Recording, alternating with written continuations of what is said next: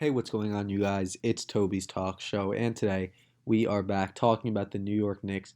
Uh, and I know I said I would, continue to make videos every time the Knicks won, but I thought, even though they did lose tonight, as many of you know who are watching this video, I still thought, the game that I watched tonight was worthy of making a video.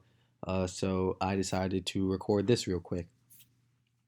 We'll quickly, just like I always do with my recaps, talk about the game, how it went, and then we will look at stats and talk about specific players. So, um, the Knicks started off hot, man. Like they were up 15-5. They made their first 5 out of 6 shots. I think like 2 or 3 of them were threes. And it looked like the Knicks were just, going to continue on with this hot streak. And, as a Knicks fan, I literally said to my friend that I was watching with, you know, here comes the 10-point lead, or here comes the Suns that are going to come back and slowly take the lead, or and slowly creep back and then take the lead, which happened in one of the Pelicans games, I believe. Maybe in the Mavericks game. In a few games, the Knicks have done that. And the Knicks are a good team, but at the end of the day, the Suns are just more talented. And that could sometimes catch up to you in games like these, even though you're winning by a large margin to start the game. So yeah, the Knicks were up by 10 at one point. Then I think they went up by 15, and then slowly the Suns kept cutting the lead, cutting the lead. And I think it was only what 4-7 at halftime. I think 7. And then they kept cutting the lead. The Knicks kind of took another big like 10, 12 point lead.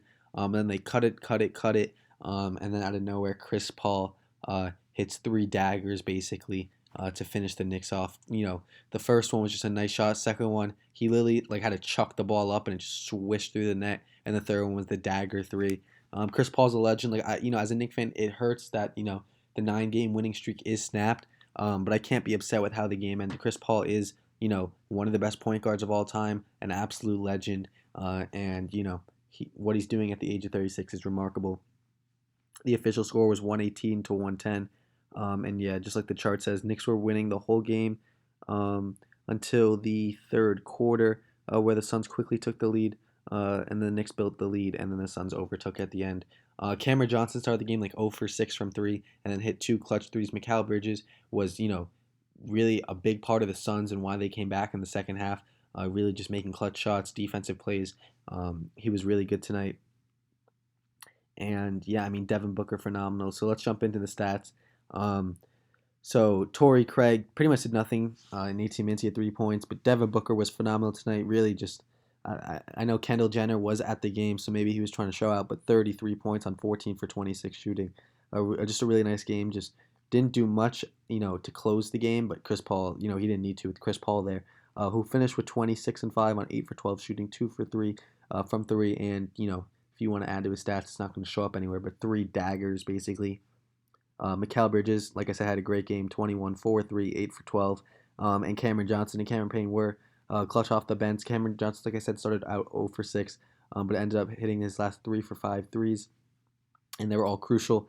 And Cameron Payne, sorry, had some really nice plays, ended up with 11, 4 for 6.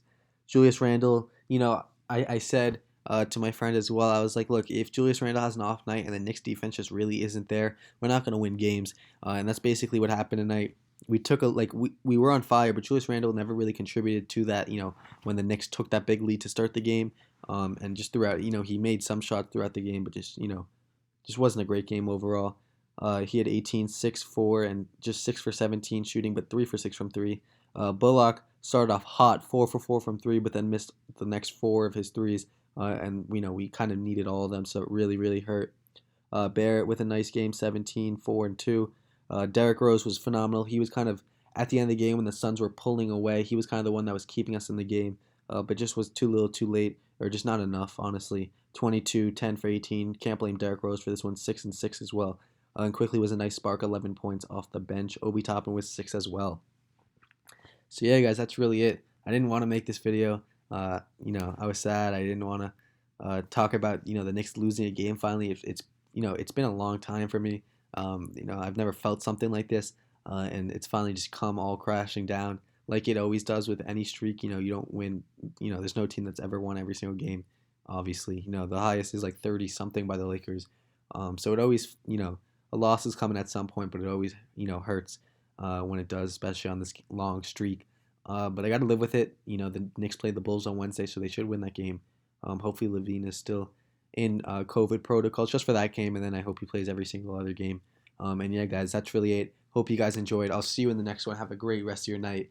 And yeah, I'm really upset. Bye, guys.